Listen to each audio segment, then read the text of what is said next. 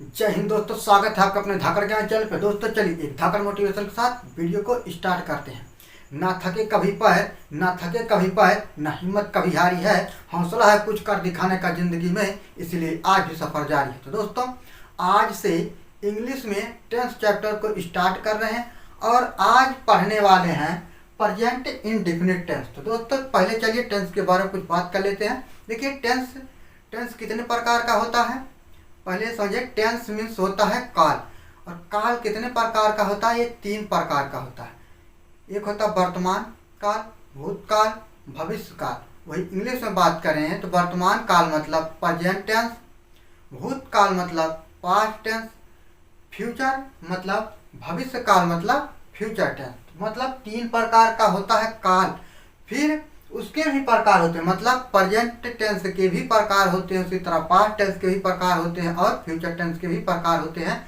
इनके 4 प्रकार होते हैं, इन्हीं को पढ़ना है। तो दोस्तों डेली एक एक टॉपिक को पढ़ेंगे। तो आज पढ़ने वाले हैं प्रेजेंट इंडेफिनिट टेंस। चलिए शुरू करते हैं। देखिए प्रेजेंट का मीन्स होता है वर्तमान, पहले समझ चुके। फिर उसके बाद है इंडेफिनिट। इंडेफिनिट का मतलब होता है अनिश्चित, मतलब जो कार्य निश्चित ना हो उसे अनिश्चित कहते हैं।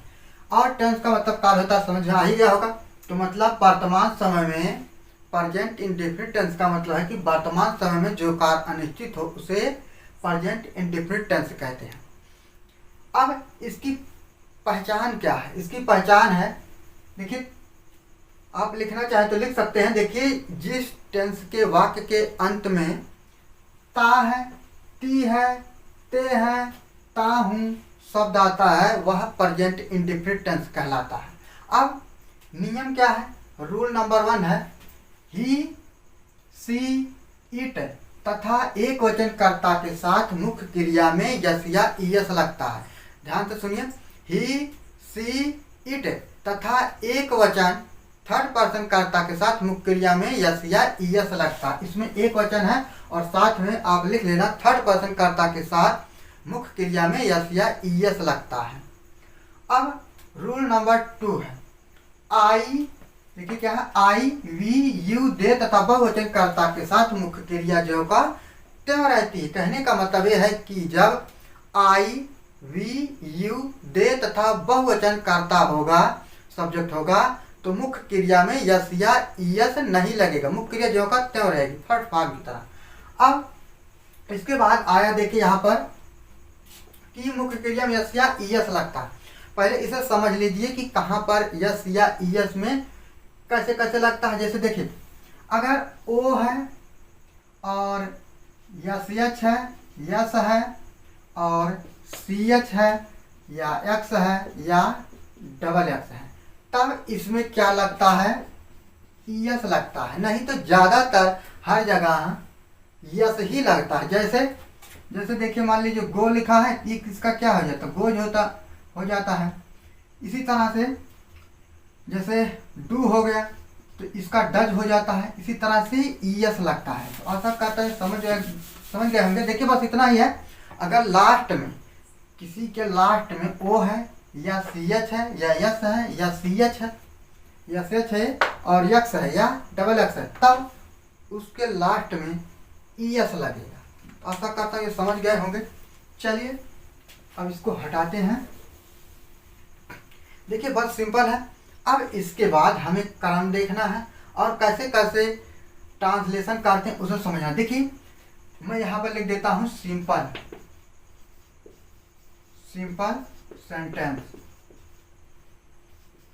सेंटेंस और इधर लिख देता हूँ negative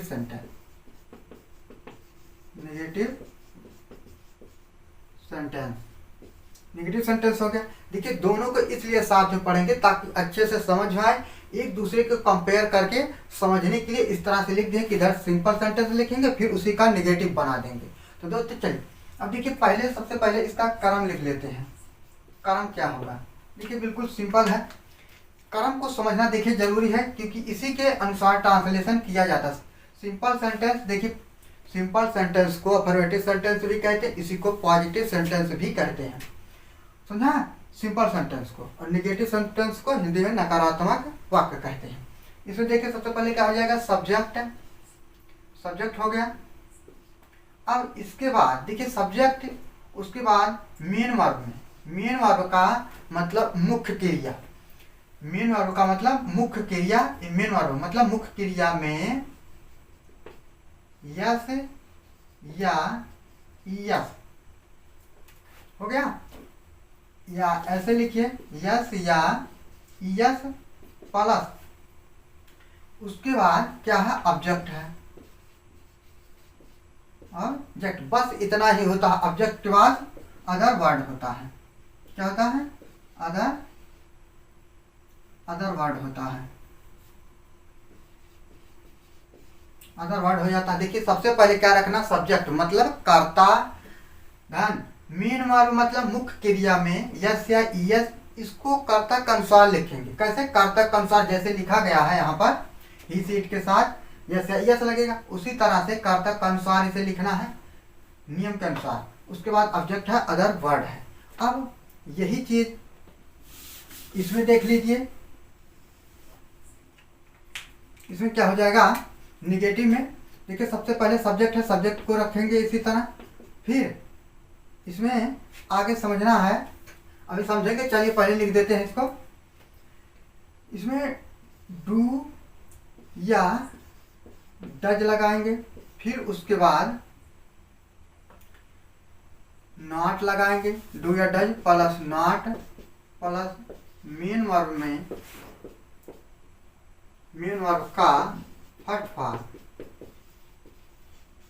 first form plus object, क्या हो जाएगा, ऑब्जेक्ट, फिर अदर वर्ड हो जाएगा। तो दोस्तों देखिए अब ट्रांसलेशन करते हैं। जैसे मान लीजिए कोई एग्जाम्पल ले लिया, जैसे वह बाजार जाता है, वह बाजार जाता है। एक और एग्जाम्पल ले लीजिए, देखिए जैसे वह अपना पत्र लिखता है, वह अपना पत्र लिखता है। जैसे और एक एग्जाम्पल लीजिए, तुम फुटबॉल खेलते हो,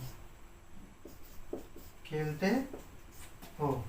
अब इसी का इधर नेगेटिव बना के देखेंगे, पहले इसे समझ लेते। देखिए क्या है, जैसे वह बाजार जाता है, अब हमें कर्म के अनुसार इसे लिखना है, तो सबसे पहले सब्जेक्ट लिखा जाता है। सब्जेक्ट का मतलब होता है कर्ता, कर्ता का मतलब जो कार्य करता है उसी को कर्ता कहते हैं। इसी में क्वेश्चन करो कि कौन जाता है, वह जाता है, तो मतलब वह क्या हो गया, सब्जेक्ट हो गया। अब वह की अंग्रेजी क्या होगी, ही, सिंपल है, ही हो गया। देखिए यहाँ पर ही के साथ मुख्य क्रिया यस लिखा नहीं है, तो ही हो गया। अब गो, देखिए क्या हो गया, सब्जेक्ट हो गया, मेन वर्ब, मेन वर्ब होगा, मेन वर्ब क्या है, मतलब क्रिया क्या है, जाना, तो इसकी अंग्रेजी हो जाएगी गो। अब इसमें क्या लग जाएगा, यस लग जाएगा। अभी बताया जब वो आता है यस लगता है, गोज हो गया। टू मार्केट, बस मार्केट हो गया। उसी तरह यहाँ पर देखिए क्या हो जाएगा, ही लिखना है, ही राइट, ठीक है, राइट हो गया, इसी में यस लग जाएगा, राइट्स। अब अपना है तो ही के अनुसार अपना के लिए यहाँ पर हिज हो जाएगा। उसके बाद लेटर, अपना लेटर लिखता है। उसी तरह से इसका हो जाएगा, तुम फुटबॉल खेलते हो। देखिए यहाँ पर यू आया है, यू, देखिए यहाँ पर क्या है, आई वी यू तथा दे के साथ मुख्य क्रिया जो का त्यों रहती है, इसीलिए यहाँ पर हो जाएगा यू प्ले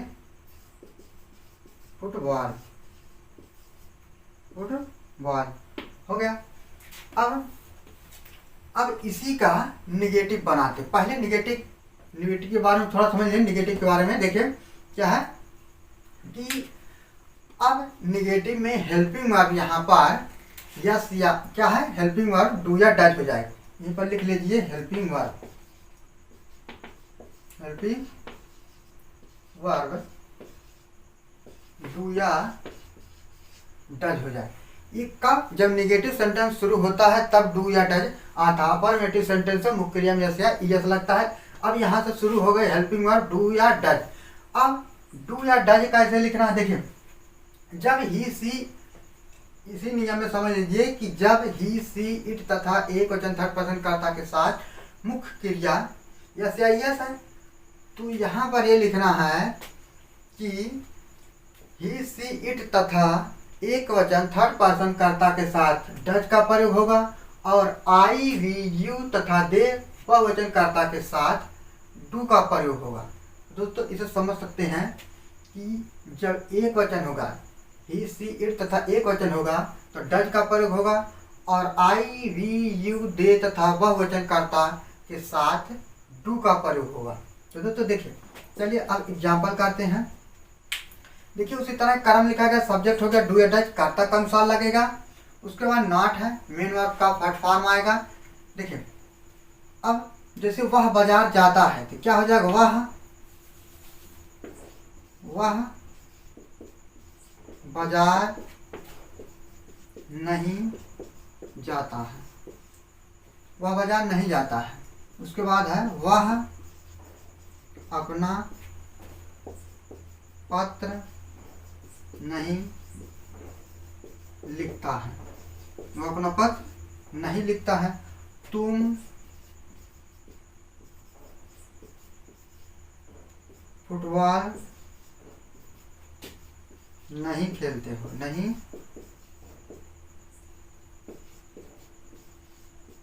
खेलते हो। क्या हो जाएगा, देखिए सबसे पहले सब्जेक्ट रखना, सब्जेक्ट यहाँ पर देखिए वहां भी सब्जेक्ट ही था, यहाँ भी सब्जेक्ट ही है। उसके बाद देखिए वहां पर क्या था, अब यहाँ पर डू या डज है, क्यों ही के अनुसार यहाँ पर डज का प्रयोग होगा, डज का प्रयोग होगा।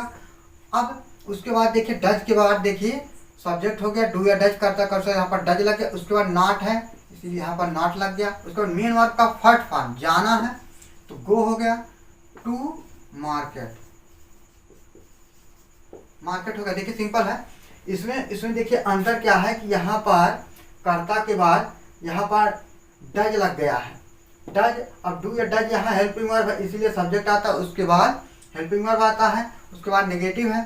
तो अब आगे देखिए अगला एग्जाम्पल क्या हो जाएगा, यहाँ पर ही वह अपना पत्र नहीं लिखता, he does not write a letter, a letter. वह अच्छा यहाँ पर देखिए छूट गया, write his letter, his letter. उसी तरह इसका हो जाएगा, देखिए यू। अब देखिए यू के अनुसार क्या लगेगा, यू के साथ डू का प्रयोग होता है, you do not play football, play the football, football हो गया। तो दोस्तों देखिए बिल्कुल सिंपल है, हमने सिंपल पढ़ लिया, निगेटिव पढ़ लिया। अब इसके बाद देखेंगे इंट्रोगेटिव सेंटेंस। कौन सा, इंट्रोगेटिव सेंटेंस। और इसमें एक चीज है, एक चीज अभी छूट रहा है उसको भी कर लीजिए। देखिए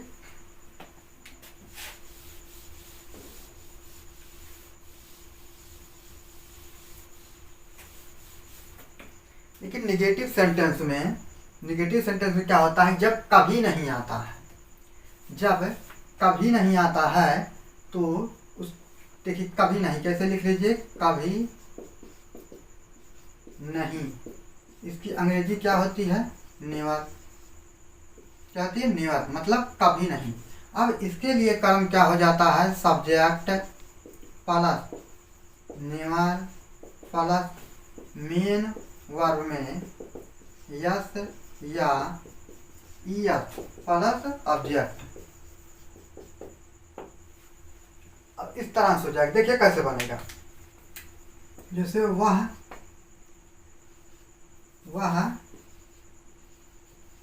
कभी नहीं बाजार जाता है, जैसे वह कभी नहीं बाजार जाता, क्या हो जाएगा, देखिए क्या हो जाएगा, he never goes to market. देखिए सिंपल है, कि जब कभी नहीं आएगा, ध्यान से देखना, जब कभी नहीं आएगा, कभी नहीं के लिए नेवर का प्रयोग होता है। जब नेवर का प्रयोग होता है तब डू या डज का प्रयोग नहीं होता है, और जब डू या डज का प्रयोग नहीं होता है तब मुख्य क्रिया में यस या ईएस लगता है। इसीलिए यहाँ पर नेवर का प्रयोग हुआ है, और गो में ईएस लग गया, गोज हो गया है गोज टू मार्केट। वह कभी नहीं बाजार जाता, he never goes to market. आशा करता हूँ समझ आ गया होगा। तो दोस्तों चलिए अब इंट्रोगेटिव सेंटेंस देखते हैं।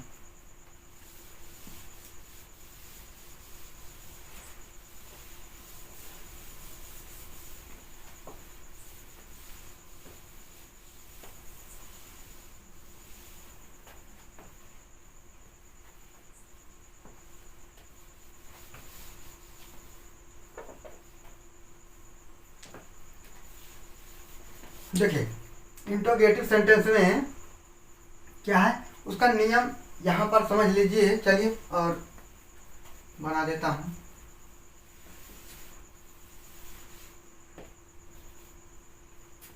देखिए क्या है इंट्रोगेटिव सेंटेंस।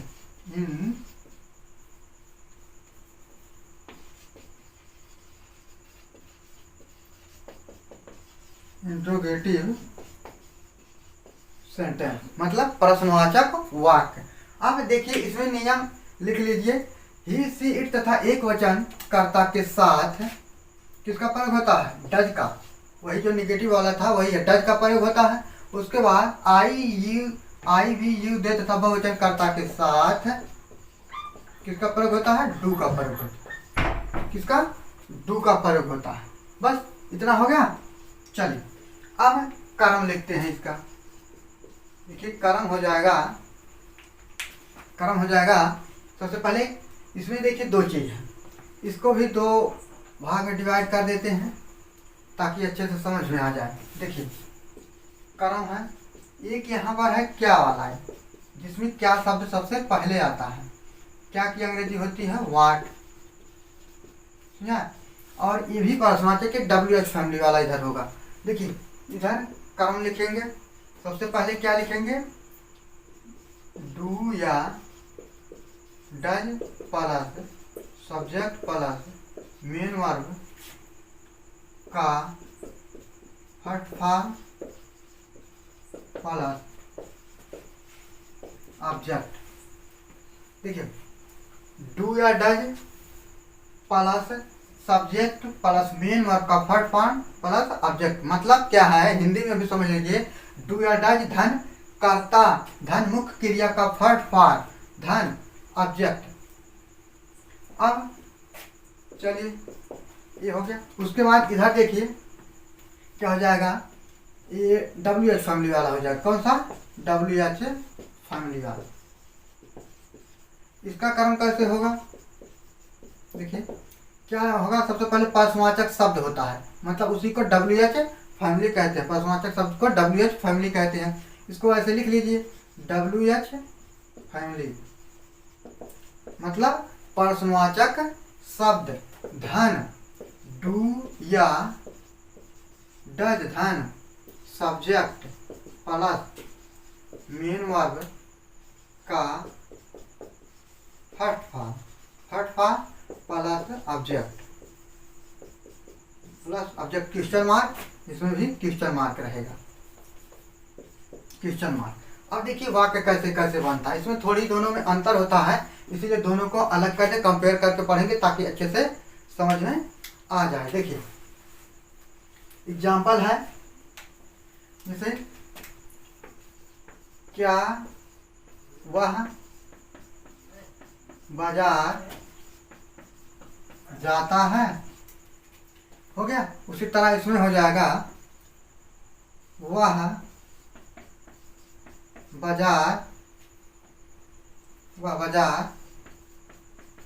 क्यों जाता है, क्वेश्चन मार्क, और यहाँ पर भी क्वेश्चन मार्क। अब देखिए दोनों में, क्योंकि इसमें क्या है, क्या शब्द सबसे पहले आया है, इसमें वाई है। और एग्जाम्पल लिख लीजिए। देखिए वह क्या खाता है, वह क्या खाता है। और क्या तुम अपना पाठ याद करते हो? Question mark. उसी तरह इसमें हो जाएगा तुम अपना पाठ याद कैसे करते हो? Question mark. देखिए अब इसका ट्रांसलेशन करते हैं। देखिए क्या है, क्या वह बाजार जाता है? जब वाक्य में क्या शब्द सबसे पहले आता है तो सेंटेंस बनाते समय शुरुआत हमेशा डू या डज से की जाती है। कब? जब क्या शब्द सबसे पहले आता है। देखिए यहाँ पर क्या शब्द सबसे पहले आया है, इसीलिए यहाँ पर डू या डज से शुरुआत की जाए। और डू या डज कर्ता का अनुसार लगता है, यहाँ पर ही है, मतलब ही देखिए इसमें है, क्या है, डज लगेगा, तो यहाँ पर डज हो जाएगा, डज। उसके बाद देखिए क्या है, डू या डज होगा, उसके बाद सब्जेक्ट, सब्जेक्ट यहाँ पर ही है, ही हो गया। उसके बाद मेन मार्क का फर्स्ट फॉर्म है, जाना, go to market, go to market. Question mark में क्वेश्चन मार्क लगाना ना भूलना। उसके बाद क्या तुम अपना पाठ याद करते हो? देखिए क्या सबसे पहले आया है तो क्या हो जाएगा, यहाँ पर यू है, यू के अनुसार डू लगेगा, यू के अनुसार डू लगेगा। देखिए डू या डज हो गया, उसके बाद सब्जेक्ट हो गया, सब्जेक्ट यहाँ पर यू है, यू। उसके बाद मेन और का फर्स्ट फॉर्म याद करना, LEARN, लर्न। क्या है, अपना पाठ है, तो यू के अनुसार योर हो जाएगा, योर। उसके बाद lesson, your lesson, question mark हो गया इतना। फिर उसके बाद अब WH वाले में देखिए क्या है कि WH फैमिली मतलब प्रश्नवाचक वाक्य को सबसे पहले रखना है। तो क्या है, क्योंकि अंग्रेजी होती है वाई, वाई हो गया। देखिए WH फैमिली इतना हुआ, उसका डू या डज रखना है। डू या डज हमेशा कर्ता का अनुसार रखा जाता है। कर्ता मतलब सब्जेक्ट क्या है, यहाँ पर ही है, तो ही के अनुसार यहाँ पर डज हो जाएगा, डज हो गया। उसके बाद देखिए सब्जेक्ट है, उसके बाद सब्जेक्ट है, सब्जेक्ट यहाँ पर क्या हो जाएगा, ही हो जाएगा, सब्जेक्ट क्या है, ही। उसके बाद क्या है, जाना है, ही, गो टू, कहाँ, मार्केट, मार्केट हो गया, क्वेश्चन मार्क। फिर उसी तरह देखिए क्या, वह क्या खाता, यहाँ पर देखिए क्या बीच में आया, वहां पर क्या पहले आता था, तो क्या की अंग्रेजी होती है वाट, इसको पहले रखें क्योंकि बीच में जब आएगा तो वाट की अंग्रेजी पहले लिखी जाएगी, लेकिन यही क्या सबसे पहले आएगा तो ट्रांसलेशन इस तरह से होगा, पहले डू या डज लगेगा। अब देखिए वाट हो गया, अब इसके बाद क्या लगेगा, डू या डज लगेगा, डू या डज लगेगा, कर्ता कौन सा, कर्ता यहाँ पर ही है, ही के अनुसार यहाँ पर डज लग जाएगा, उसके बाद ही लग जाएगा, उसका कर क्या रहा है, खा रहा है, तो ईट हो जाएगा, क्वेश्चन मार्क। बस उसके बाद तुम अपना पाठ याद कैसे करते हो, कैसे की अंग्रेजी होती है हाउ, HOW, हाउ हो गया।